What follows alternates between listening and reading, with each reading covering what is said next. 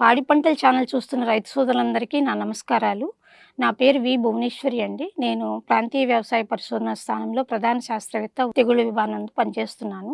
నేను ఈరోజు మీ అందరికీ తార్వాలో ప్రధానంగా వచ్చే సమస్యలైనటువంటి మాగుడు, బ్యాక్టీరియా ఆకుఎండు తెగులు గురించి తెలియచేస్తాను. అంతేకాకుండా మనకి వర్షపాతం ఎక్కువ నమోదైన సంవత్సరాలలో మానిపండు తెగులు, పట్టకుళ్ళు తెగులు, అదే చివరి దశలో మెడవిరుపు తెగులు కూడా మనకి చూస్తూ ఉంటామండి. అలాగే అక్కడక్కడ కంకర తెగులు కూడా చూడడం జరిగింది. వీటి యాజమాన్య చర్యల గురించి తెలుసుకుందాము.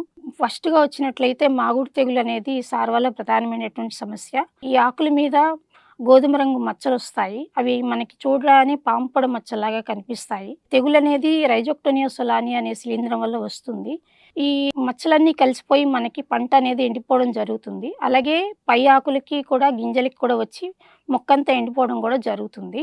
ఈ లక్షణాలు గమనించినట్లయితే రైతు సోదరులు ఖరీఫ్‌లోను మరియు రబీలోను కూడా మాగుడు తెగులుని గుర్తించగలరు. దీని నివారణకై మనము హెక్సాకొనజోల్ 2 మిల్లీలీటర్లు గానీ, వాలిడామైసర్ 2 మిల్లీలీటర్లు గానీ, ప్రొపికొనజోల్ 1 మిల్లీలీటర్ గానీ, లేదా అజాక్సిస్ట్రోబిన్ 1 మిల్లీలీటర్ గానీ, అలాగే మిశ్రమ నాశక మందులైనటువంటి అజాక్సిస్ట్రోబిన్ ప్లస్ డైఫెన్కొనజోల్ 1.2 మిల్లీలీటర్లు గానీ, అలాగే అజాక్సిస్ట్రోబిన్ ప్లస్ టెబుకొనజోల్ 1.5 మిల్లీలీటర్లు గానీ పిచికారీ చేసినట్లయితే మనము ఈ తెగుల్ని సమర్థవంతంగా నివారించుకోవచ్చు. అలాగే ఇంకొక సమస్య సార్వాలో సంబంధించి ప్రధానమైనటువంటి సమస్య బ్యాక్టీరియా ఎండాకు తెగులండి. ఈ సమస్య అనేది సార్వకాలంలో ఎక్కువ రకాలైనది గుర్తించడం జరిగింది. ఈ ఎండాకు తెగులనేది మనకి 3 దశల్లో వస్తుంది.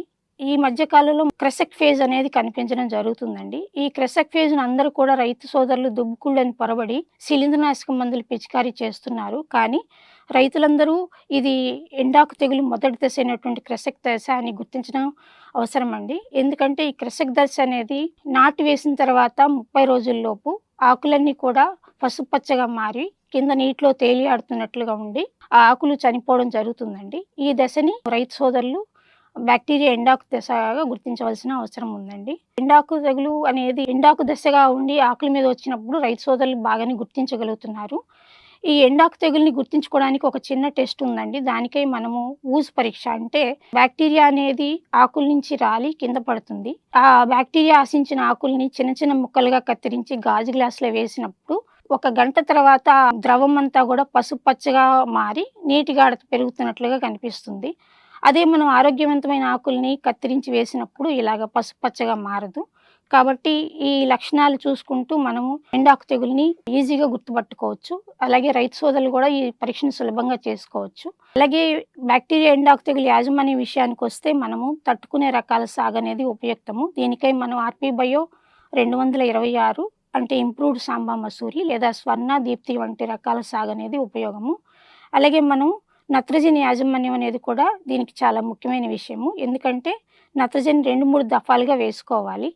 అలాగే పొటాష్ వాడకం కూడా తప్పనిసరి. దీనికై మనం దమ్ములోను మరియు అంకురం దశలో ఒక 20 కేజీలు ఒక ఎకరానికి పొటాష్ వేసినట్లయితే మనకి బ్యాక్టీరియా ఎండు తెగులు అనేది తగ్గుతుంది. నీటి యాజమాన్యం కూడా బ్యాక్టీరియా ఎండాకు తెగులుకి చాలా అవసరం. దీనికై మనం నీటిని మారుస్తూ ఉండాలి. అలాగే ఎక్కువ బ్యాక్టీరియా ఎండాకు తెగులు వచ్చినప్పుడు నత్రజని వేయడం అనేది ఆపేయాలి. మనము ఈ మధ్య కాలంలో బ్యాక్టీరియా నాశక మందుల పనితీరు మధ్యస్థంగానే పనిచేస్తుంది కాబట్టి పిచికారీకై Plantomycin 1 gram plus copper hydroxide 2 గ్రాములు పిచికారీ చేసినట్లయితే కొంతవరకు సమర్థవంతంగా నివారించుకోవచ్చు. ఇది బ్యాక్టీరియా ఎండాకు తెగులుకు సంబంధించింది. ఈ సూచనలు పాటించి రైతు సోదరులు నివారణ చర్యలు చేపట్టవలసిందిగా కోరుచున్నాము. అలాగే సార్వాలో వచ్చే ఇంకొక తెగులు అనేది మానిపండు తెగులు. ఈ మధ్య కాలంలో వర్షపాతం నమోదైన సంవత్సరాలలో ఈ తెగులు అనేది కనిపిస్తూ ఉంటుంది. మానిపండు తెగులు మనకి గింజంతా కూడా పసుపచ్చని ముద్దలాగా మారిపోతూ ఉంటుంది. పూత సమయం నుండి తెగులు కనిపిస్తూ ఉంటుంది. అండాశయం మొత్తం కూడా పసుపచ్చని ముద్దలాగా తయారైపోయి కనిపిస్తుంది. ఈ మానిపండు తెగులు నివారణకై ఇది చిరుపట్ట దశలోనూ లేకపోతే అప్పుడే వెన్నులు బయటకొస్తున్న టైంలో కానీ సాయంకాలం వేళల్లో ప్రొపికొనజోల్ 1 మిల్లీలీటరు 1 లీటర్ నీటికి కలిపి పిచికారీ చేసుకోవాలి.